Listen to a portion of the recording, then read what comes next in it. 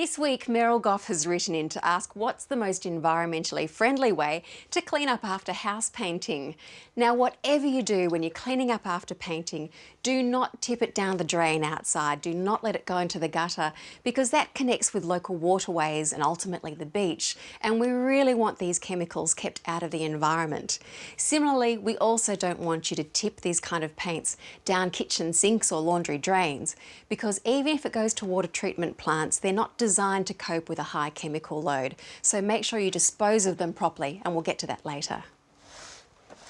Now, when it comes to cleaning up paint brushes and rollers, the first thing that you need to do is get all of the excess paint off the brushes and rollers. So roll or brush them out onto newspaper and throw that newspaper into the general rubbish bin. How you clean up your brushes and rollers depends on whether you're using water-based or oil-based paint. With water-based paints, use 2 buckets of water. One is for a rough rinse and the other is a finer rinse to get it really clean. First, rinse off that roller or brush in the bucket of water and then squeeze it out onto some more newspaper, getting rid of all that excess moisture. Okay, so that's my rough rinse. Now into some clean water for a finer rinse. Okay, and once that's done, you can leave that in the sun to dry completely. Put those 2 buckets of water together and leave them overnight to let the pigment settle to the bottom of the bucket. Pour the cleaner water at the top onto the lawn, then get the rest of the paint out of the bottom of the bucket with a rag, and that can just go in the bin.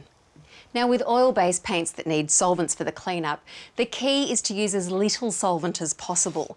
So in this case, I like to use a 3-stage process. So get the excess off on the paper first, then 3 stages of rinsing. So rough one first, brush off the solvent and the paint onto newspaper, and then a finer rinse. Brushing off the excess again. And then the last final rinse. And again, dry that off on the newspaper or on a rag. And leave the brush overnight outside to dry off so that you're not getting any fumes inside your house. If you do have significant quantities of paint left over after you've done your renovating, then you can store that in your garage for later use, perhaps some touch-ups if you make a bit of a mess on your wall. However, if you've got large quantities and you don't think you'll use them, whatever you do, do not tip them down the drain.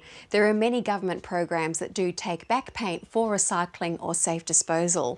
In fact, some of that is then resold as fence paint or used by councils to clean up after graffiti. So there you go, Meryl. I hope that helps you paint your house green.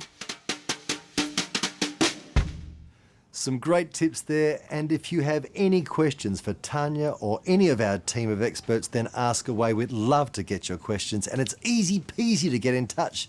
Just head to the website abc.net.au/can we help. Now, we are going to meet some more wonderful helpers and a very, very special story, one that's all about life and death and kind-hearted